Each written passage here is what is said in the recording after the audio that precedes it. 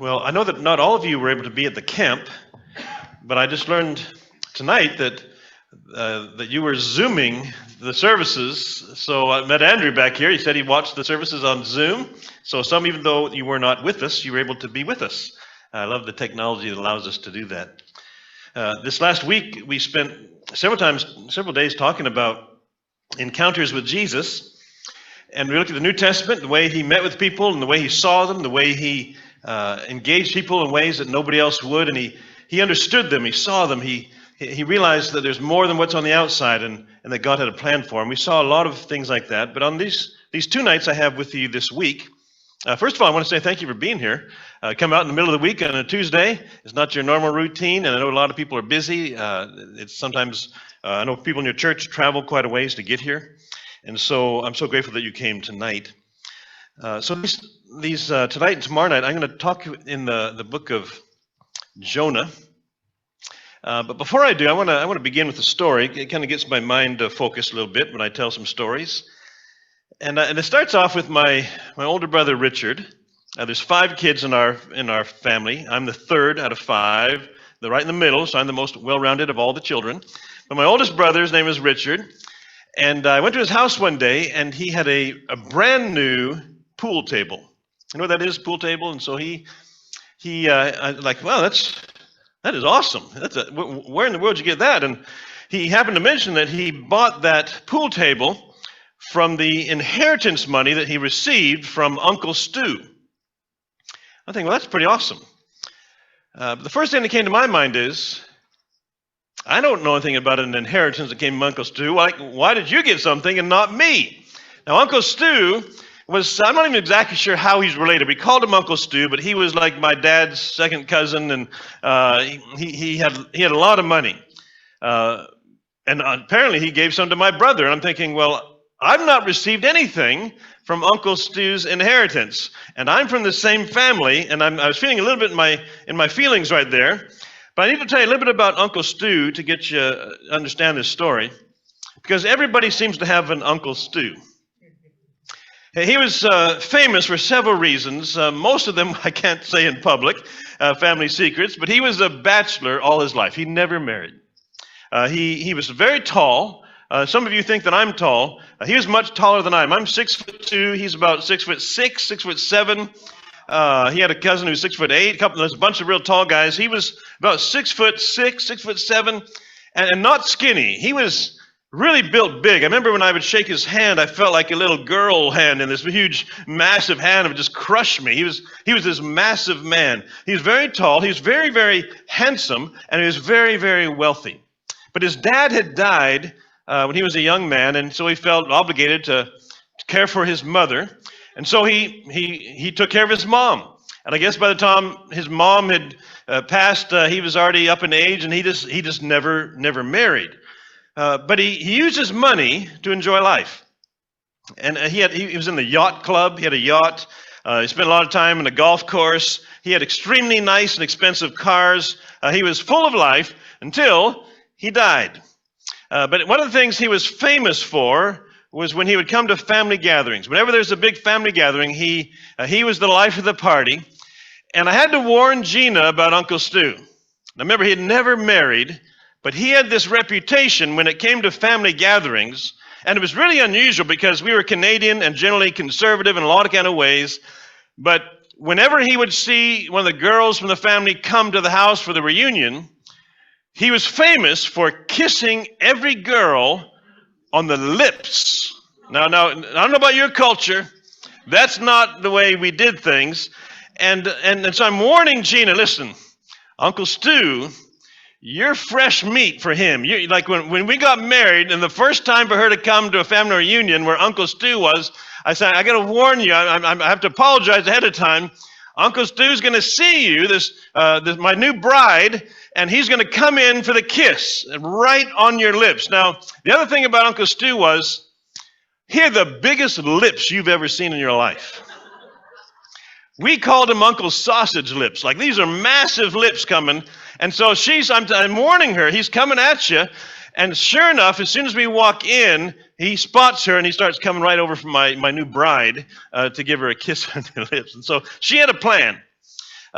She had a plan that when he came, she was going to, turn her head to the side, maybe get it on the cheek, and avoid the lip action. And so he comes. And again, these massive bear paws. He comes in and he grabs her by the side of the head and starts drawing her in. Maybe if he grabbed her ears or what he did, but just pulling her in. She's trying to pull her head to the side. She can't, and so right on her lips. I mean, you ever seen a Saint Bernard dog? Like, it was almost like this big slobber. Like it was a terrible thing. And Uncle Stu came in and initiated Gina into the Blackaby family. I'm telling you, family reunions would never be the same again after he died. So I hear that Richard has received an inheritance from Uncle Sausage Lips.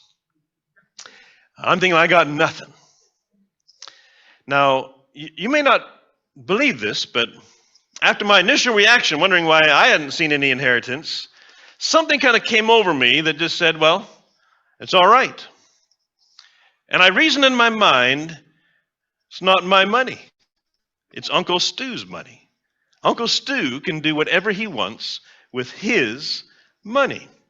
Maybe he thought my older brother was a charity case, going to help him out. Maybe thought he needed more help than I did. I don't know what was in Uncle Stu's mind, but this was the reality. Stu worked hard for his money. It was his money. He could spend it any way he wants. Why should I feel bad that he didn't give any to me? He can do whatever he wants with it. Who am I to tell him where he gives his riches? And if my brother Richard receives a blessing, well, good for him. And I remember very distinctly in my mind thinking, I'm okay with that. And there was almost a pause where I amazed myself that I was not jealous, or I was not somehow feeling sorry for myself that I didn't get anything. And I don't say that with pride. I was at a place in my life where I realized that, man, God was in control of my heart. I didn't deserve anything. It's not mine. If my brother got blessed, well, good for him. I'm all right with that. Now, by the way, I did get a check a couple of days later. I got that inheritance. But in the meantime, there's this opportunity for God to teach me a lesson. Do you know that God has the right to bless anyone he chooses without my permission? He doesn't have to ask me what he does. God can show kindness to anybody he wants to. We use the word grace. Grace, its definition is very simple. It's undeserved favor. That something good happens to you that you don't deserve. It's just an act of grace. Now, we like it when God's grace comes to us when we do not deserve it. But what's fascinating, I've watched over the years that when God shows kindness to somebody else, we're not always that understanding. We don't always think it's fair, especially when he shows grace to my enemy. When he shows grace to somebody that's not treated me right. But God, they don't deserve it. But God, they've done me wrong.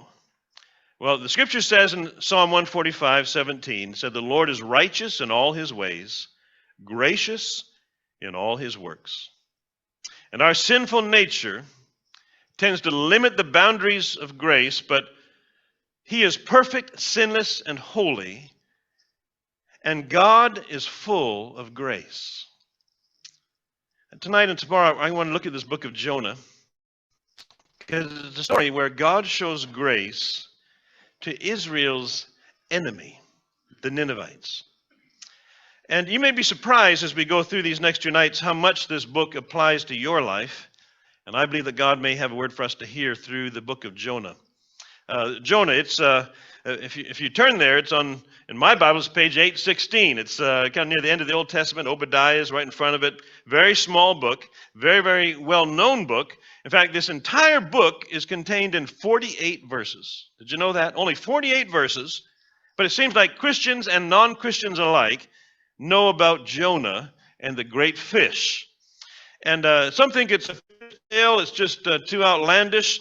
I mean, there's this storm, there's a man in the belly of a fish, there's this revival of an evil city, there's this mystical plant, and there's this grumpy old prophet in the middle of it, all in 48 verses, and some almost have the attitude, who would believe a story like that? Well, I would. I believe the story of Jonah is a true account of a historical event. And some say, well, that's impossible. Well, My God does the impossible. That's the kind of thing God does. He does impossible things. We call it a miracle. And I believe in miracles. And the fact that Jesus used Jonah to describe his own life, his death, his burial, and resurrection, it makes me think that Jesus believed it too. Matthew 12:40, Jesus said, "For as Jonah was 3 days and 3 nights in the belly of the great fish, so will the Son of Man be 3 days and 3 nights in the heart of the earth." And it makes me ask the question, would Jesus use a fable to describe a fact? Would he compare some tall tale to the eternal truth of the gospel? I believe that just as the death, burial, and resurrection of Jesus to bring salvation to the world is real, so I believe this storm, the great fish, and the dramatic rescue of the prophet, the revival to Nineveh, I believe it's all real. But I want to be clear as we look at this book, this story is not about a whale. It's not about a prophet. It's not about Nineveh. This story is about the amazing grace of Almighty God to bless anyone he chooses. And I say that because God shows grace to you when you don't deserve it, when you've messed up, when you're broken and sidelined and your whole life's falling apart. God may step up and say, "I want to show you some grace. You don't deserve it. You haven't earned it. But I want to show grace to your life because that's the kind of God I am." So tonight I want to talk to you about what I'm calling the troubling will of God. And I'm just going to look at the first 3 verses of this book, Jonah chapter 1, verse 1 through 3. And I'm going to read it for you, and I'd like for you to stand as I read God's word. Jonah chapter 1, starting in verse 1, this is what the word of God says. "Now the word of the Lord came to Jonah, the son of Amittai, saying, 'Arise, go to Nineveh, the great city, and cry out against it, for their wickedness has come up before me.' But Jonah arose to flee to Tarshish from the presence of the Lord. He went down to Joppa and found a ship going to Tarshish, so he paid the fare, went down into it to go with them to Tarshish from the presence of the Lord." May God add his blessing to reading of his word. You may be seated. All right. Now, I'm calling this message the troubling will of God. Now, that almost doesn't sound right, does it? How could God's will be troubling? What could make the perfect will of God troubling? Well, it's when the perfect will of God for my life is contrary to my will for my life. It's when he asks me to do something that is going against what I want to do. It may be his will, it may be good, it may be right, but when it's going against what I want to do, all of a sudden there's this troubling will of God that hits my life. You see, there's many people who think that they are the center of the universe. Have you ever met people like that? Everything revolves around them. As long as God makes sense to me, then I'm okay with it. As long as God does what I want him to do, then I'm okay. As long as God's grace is given to me, I'm okay. But the moment I don't understand what God is doing, the moment he acts contrary to what I want him to do, or the moment he actually shows grace to somebody who's my enemy, I'm not okay with that. Especially when he asks me to deliver his grace to my enemy. Well, God's grace is surprisingly vast. Verse 1 says, "Now the word of the Lord came to Jonah, arise and go to Nineveh." He says, "Jonah, I need you to go and deliver a message to the evil city of Nineveh. Jonah, I need a preacher, and you are that preacher." Now, it doesn't say it here in these first few verses, but later on in the book, it becomes very clear that Jonah was afraid that God would show mercy and grace to an evil people. He was afraid if he went to Nineveh and preached the gospel, preached about God, that they might just repent and God might just forgive them and show grace to them. And he didn't want that. He didn't want God to forgive their sin. He didn't want God to grant to them salvation. And for sure, he did not want to spend eternity with the Ninevites. But again, God's arms of grace have a much broader embrace than ours do. His capacity to love, even the unlovely, is more than we can even imagine. So I need to give a little history here about why Jonah hated the Ninevites just so much, and why God's grace was so great that he would actually reach out to the Ninevites. Well, first of all, if you were not aware of this, the ancient city of Nineveh is the modern-day city of Mosul in northern Iraq. That's the same city. I've got a very good friend. His name is Abraham. He was born in Syria. He knows Mosul very well. And he tells me that the people there are just, what he says, are naturally hostile. That they're quick-tempered. They're aggressive. They're bent toward violence. And so you're aware of the Middle Eastern terrorist group ISIS. You're familiar with that term? I know in America we all know about ISIS, but when ISIS took the city of Mosul, it seemed like that city was aligned with their cause very quickly because they already had this tendency to ruthless aggression.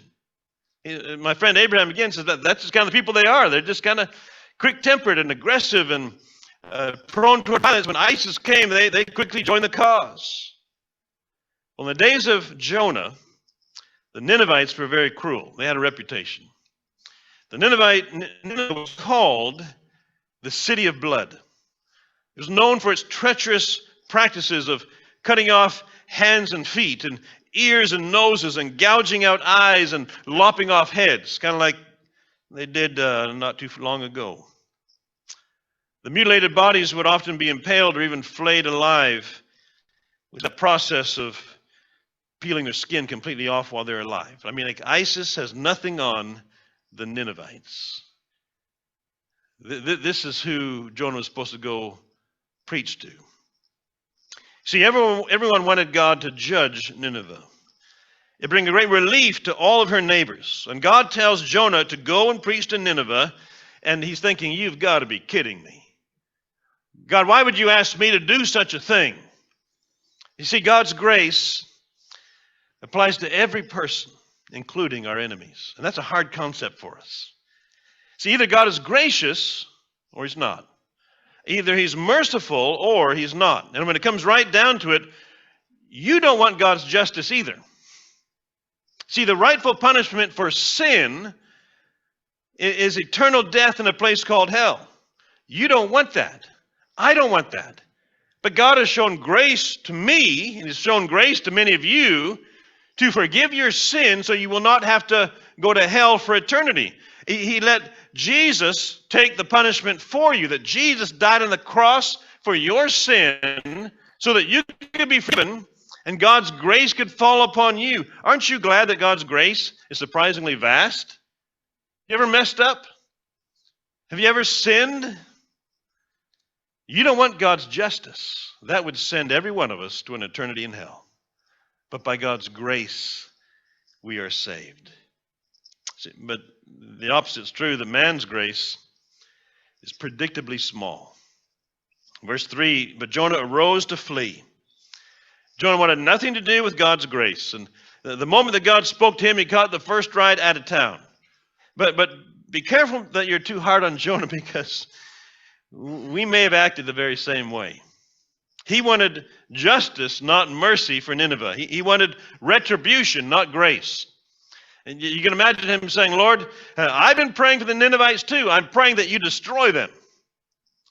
See, it's fascinating that we all want God's grace, but we can't believe that God would show grace to others who don't deserve it either. So what does Jonah do? In verse 3, it says that Jonah arose to flee to Tarshish. Well, in King Solomon's day, merchant ships sailing from Joppa to Tarshish, they didn't return for 3 years. This is a long ways away. It's the exact opposite direction to Nineveh. It's on the western edge of the Mediterranean, probably southern Spain. See, Jonah wanted nothing to do with God's will. He wanted nothing to do with God's grace. But I want to ask you, are you okay with God's vast amount of grace? See, you don't have a say in where God shows grace, but you do have a say in whether you will cooperate with his grace. And I can tell you how many churches there are today who are in a storm on the sea because they're selective about grace. When it comes to their church, I've seen it in the southern states. Grace falls along racial lines. When our church began reaching a lot of people that were very different than the church was, I had people try to get rid of me. They said if we reached too many people of that color, we're leaving the church. I mean, I'm telling you, this happens. There's churches who, they only want grace that falls along racial lines. When it comes to church, grace is limited to people who are just like them. Listen, our God is not white, He's not brown, He's not black, He's not yellow. He's the God of all people on earth. Our God is not upper class, He's not middle class, He's not poor and lowly. Our God is a lover of every soul, no matter their lot in life. And if He is the Lord of your life, He may just ask you to show grace to the person who's not on your list of friends. Then what do you do? I have a friend, his name is Michael. He was invited to our church a few years ago. And Michael was a rough character. I didn't know anything about him at the time, but a person in their neighborhood invited him to come to our church. I think he got so desperate, I'm not sure why he came in the first place. But when he came out of our service, and there's a guest reception area where I meet visitors, there's a lot of people around, and I saw him coming. And you could tell that he wanted to talk to me, and he looked really rough. And he got close to me. He's about to shake my hand, and he burst into tears. He got embarrassed that he was crying. This is a manly man. He got embarrassed that he was all of a sudden got so emotional, and he just turned and he ran out of the church. I didn't get a chance to even talk to him. Well, he came back the next Sunday, and after church, he was heading my way again. Well, this time I went at him and I grabbed his hand so he couldn't run away. And I never forget the first thing he said. He said, "Does your church choir smoke marijuana?" Well, I hope not. I guess I better check. Why are you asking? And he said this: "The only time that I am happy is when I'm on drugs." What's up with those people up there? I've never seen some people look so happy as they're singing. They got to be on some kind of drug. So, well, I really don't think so, but I am going to check with our music guy to find out. Well, we set up a time that week. He said, I'd like to talk to you. And so I said, well, let's meet this week. And so we did. The man, he actually owned a construction company. I'm not sure how he kept it afloat. But man, he cursed every other word. He cursed profusely. He smoked about 5 packs of cigarettes a day. He drank heavily. The first thing he did when he got out of bed was get some hard alcohol, and all day long he smoked crack cocaine. He had like a $400 a day crack cocaine habit he was on, other drugs. He was often in fights. He ran from the law.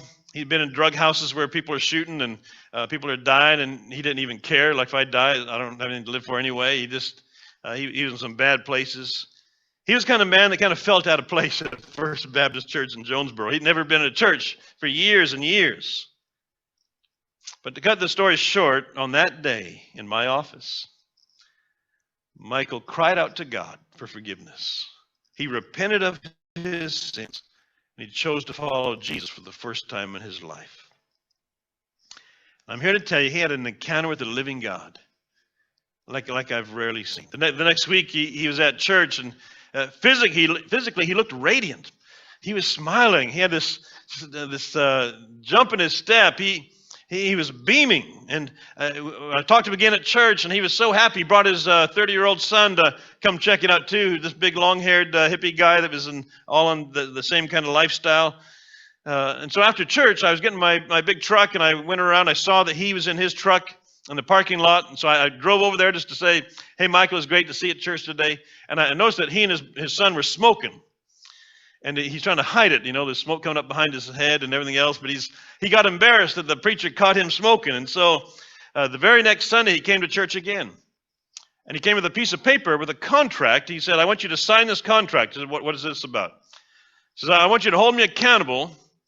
I've committed, I need to stop smoking, I need to stop drinking, I need to stop the drugs, and I want you to sign this contract that you're going to hold me accountable to stop it all. And I'm telling you, immediately he was free from 5 packs of cigarettes a day, stopped cold turkey. Drugs, alcohol, his foul mouth, I mean, instantaneously his entire life began to change. The journey was looking pretty good, but the road was still going to be hard. He started going on some mission trips with our church, and at one particular one, he went with our church to Cuba. And one of the guys leading that trip that he was with had began talking and realized that the guy leading the mission trip from our church was the head warden for the maximum security prison in Georgia. And he started asking more about where he was and realized that he was the warden for Michael's dad, who is in prison. And all of a sudden this connection, well, this warden began to mentor him and teach him about the things of God. And everywhere Michael went, he's leading people to Christ. He's telling people the gospel. His story is so dramatic, and everyone who knew him realized something dramatic had happened. He's this radical change, and he was leading people to Christ all over the place. He began to go into prisons and begin to preach to the prisoners and all over the place. But the road got hard when all of a sudden God said, I want you to go and share the gospel with your stepfather. And Michael looked at me and he said, I refused. He said, I want my stepfather to go to hell. The last time they met, they had a fist fight. He hadn't seen him in a couple of years. He said, I hate that man. I want him to go to hell. He had a Jonah moment. Michael had a Jonah moment right there. I want your grace. I don't want your grace for him. Thank you for all you've done in my life, but I don't want you to do it for that man. And God said, after all I've done to forgive you, you must forgive him. So he said, Lord, I'll do it. He drove over to the house. He told me he knocked on the door so softly he thought nobody could hear it, hoping that the stepdad would not hear the door. But sure enough, the door opened. He stood face to face with his stepfather. He went inside, and before long,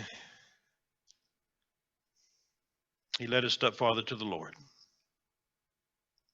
His stepfather repented of his sin, asked to be forgiven.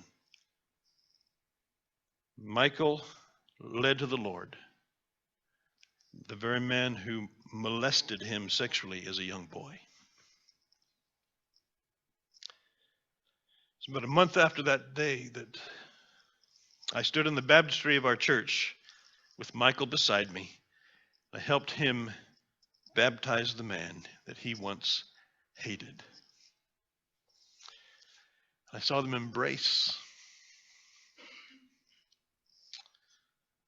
Michael started to teach Sunday school in our church. He started going to the prisons to preach. I licensed him into the gospel ministry. And last year, about 9 months ago, he was called to be a pastor of his very first church. Michael could not be doing today what he's doing unless he walked through that Jonah moment, where he not only received the grace of God, he also had to give the grace of God to another man who didn't deserve it either. See, God's grace extends to all. And if you receive his grace, you must then extend his grace. And if he has forgiven your sin, you also must forgive those who sinned against you. In fact, it was Jesus who said, if you do not forgive those who sin against you, then your heavenly Father will not forgive your sin. Did you hear that? Jesus said, if you don't forgive those who sinned against you, your Father in heaven will not forgive you either. And I have a feeling there are some Christians today who are going around with a heavy load and a burden, and they got this dark cloud, and they're struggling and they're downcast because every time they ask God to forgive their sin, they assumed he said yes. Every time they cried out to God and said, I've sinned, would you forgive me? And then they went on their way, assuming God said yes, but they didn't stop to hear God say no. My word has told you, if you won't forgive others, then I won't forgive you. And so they go through life with the weight of sin still on their shoulders, set free, wondering why they're carrying this heavy load all their life. Why they've always got a burden on their shoulders. It's because God's word is true. If you won't forgive those who've sinned against you after knowing the grace of God in your life, then he won't forgive you. Are there people in your life that you have a hard time to forgive? You may just be Jonah. But here's what troubles me most about this story. It's verse 3. 2 times it says that Jonah fled from the presence of the Lord. That means he started out in the presence of the Lord. You see, to refuse God's will is to leave God's presence.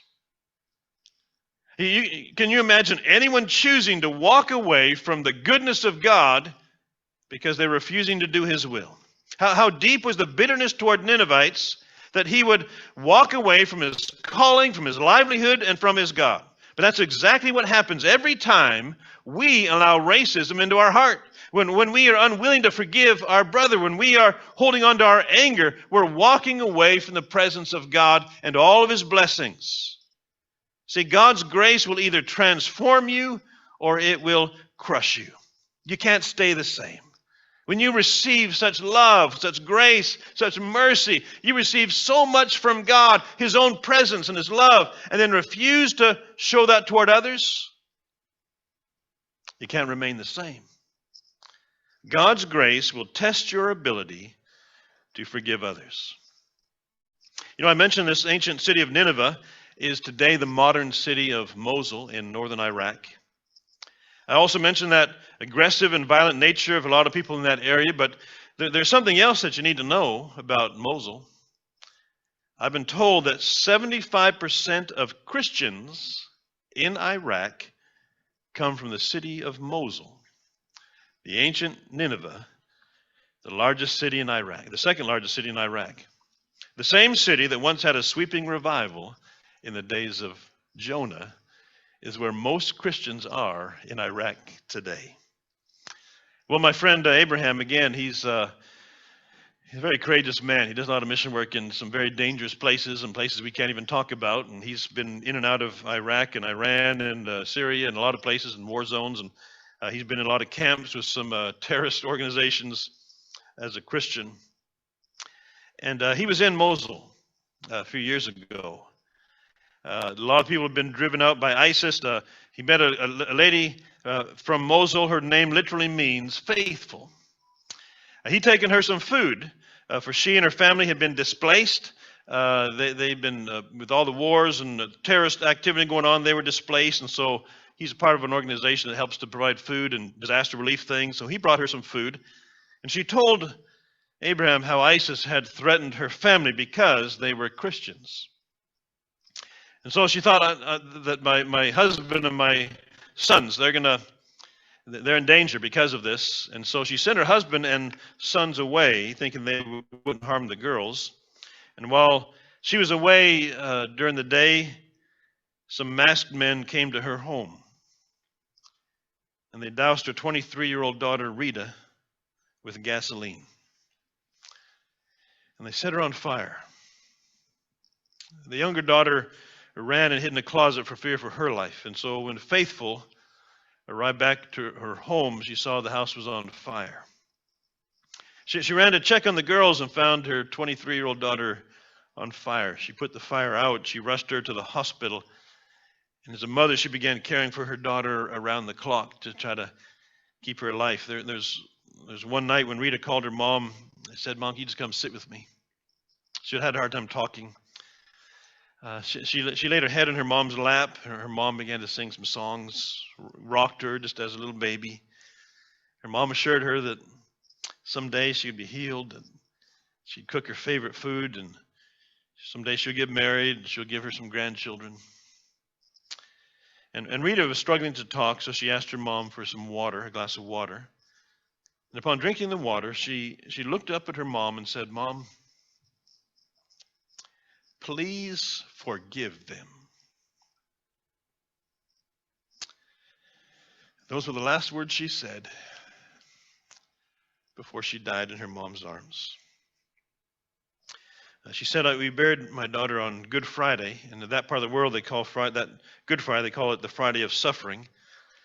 And Faithful turned to my friend Abraham after telling the story, and she simply said, "God gave and God took. May He alone be glorified." See this troubling will of God. We read the scripture on the camp out of Matthew 5. Jesus said, "You've heard that it was said, you shall love your neighbor and hate your enemy. But I say to you, love your enemies. Bless those who curse you, and do good to those who hate you. Pray for those who spitefully use you and persecute you, that you may be sons of your Father in heaven." I want to challenge you to align your life with God's grace. He'll make you a blessing in the most surprising ways. Don't fight it. Don't resist it like Jonah did. Don't run from it. Align your life with God's grace and watch. He'll use your life to bring revival. He'll use your life to turn lives around that you couldn't even imagine. Somewhere in the process, He changes your heart to see people as He sees them. See, it's God's grace. It's available tonight. And I'm just the guest speaker. I don't live here.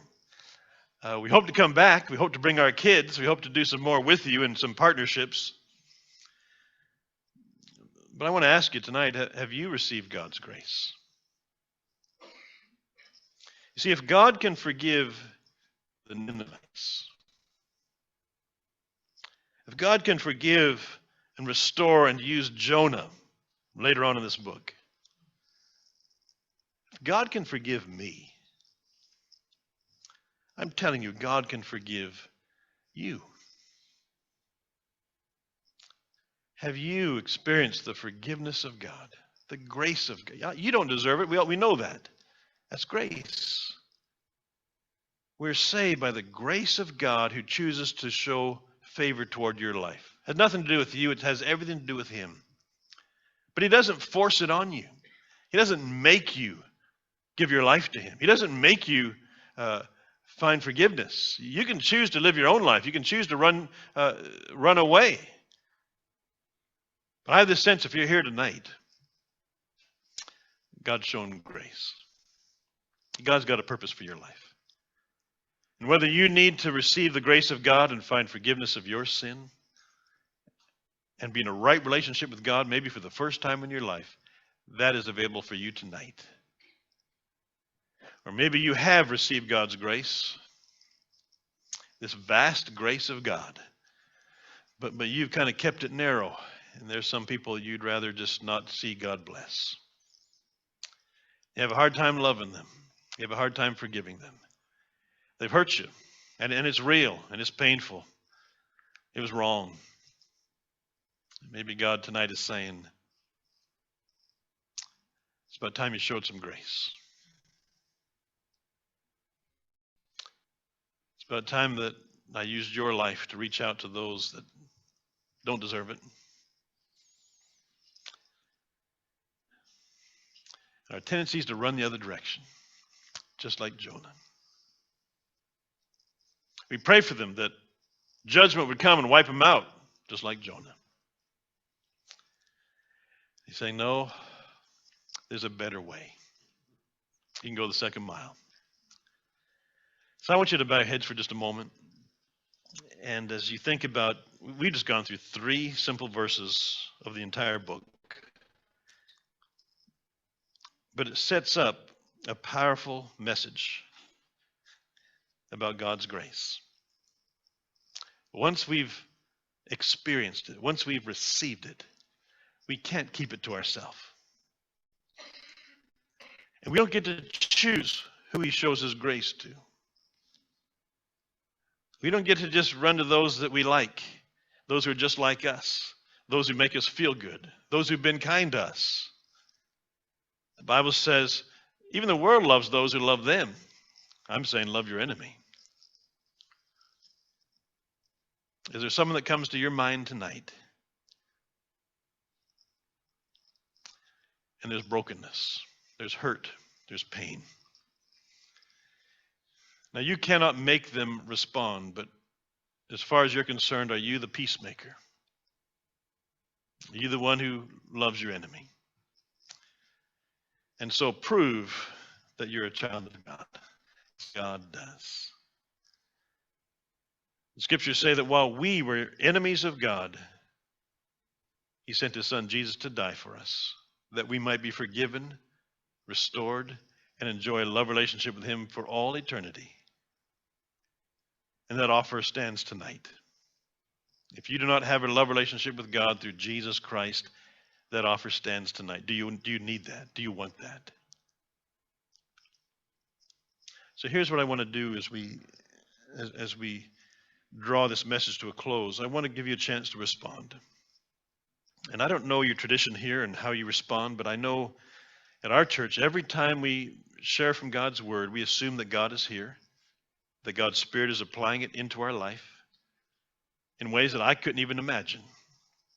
But if indeed God has stirred your heart, we need to give you a chance to respond to the God who's stirring tonight.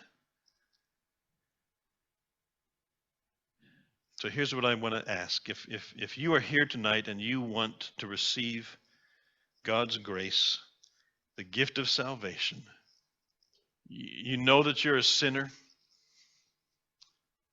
and you know that if you were to die tonight, you'd spend eternity away from God because you don't know him.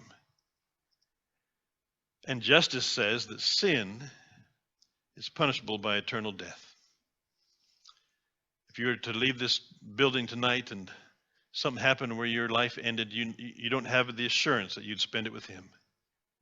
But you want to. You want to give your life, just like my friend Michael. The freedom is there for you too. I just want you to maybe slip to the front and kneel at the altar. Just kneel before the stage and start talking to God.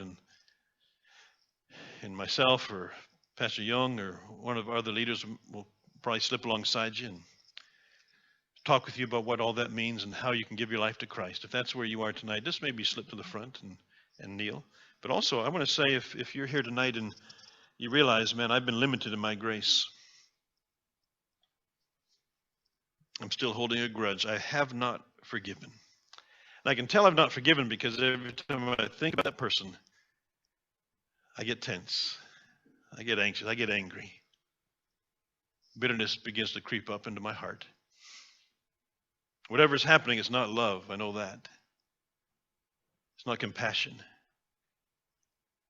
And maybe if that's you tonight, you want to slip to the altar and just kneel and pray and say, Lord, would you touch my heart? Lord, I know I need forgiveness. If I won't forgive that person, then my own forgiveness is in jeopardy. And I want to be right with you. If you want to just slip to the front and kneel at the altar and just pray, just say, Lord, forgive me. And maybe this is the opportunity for you to just pray for that person that maybe you're struggling with. You've had you want to get over this and you just haven't. And you just need to kneel and pray and say, Lord, would you help me? You can do that right in your seat where you are. I don't know, for me, there's something about actually getting up and moving physically and kneeling before the King that says, Lord, I heard you and I'm serious. I don't care what anybody else thinks. I don't care what anyone else is thinking about me right now. All I care about is being pleasing to you. And so whether you need to come to the front or whether just right in your seat where you are, you want to pray and ask God to begin that work in you. Would you do that for right now?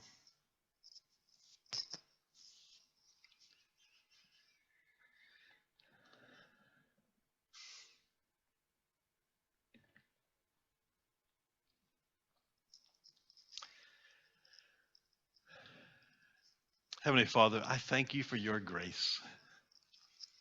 I wouldn't stand a chance without your grace. I don't deserve anything that I have. It's just your goodness in my life. And Father, I pray I'd never lose the sense of wonder and awe that you could love somebody like me. With all the stupid things I've done, all the rebellion in my heart, all the times you called me and I ran the other direction. And Father, as we're going to see it even tomorrow night, sometimes the storms that we head into are your grace too. The storm stopped us in our track and got us back where you wanted us. So Father, look at my life, and whether it's in the great blessings or even the storms, I see your grace that got my attention and brought me back to where I needed to be, just like you did with Jonah. So I thank you that you're here tonight. I thank you that your Spirit is alive and well and speaking into our hearts. Would you move us closer tonight? Would you forgive our sin? Give us a pure heart.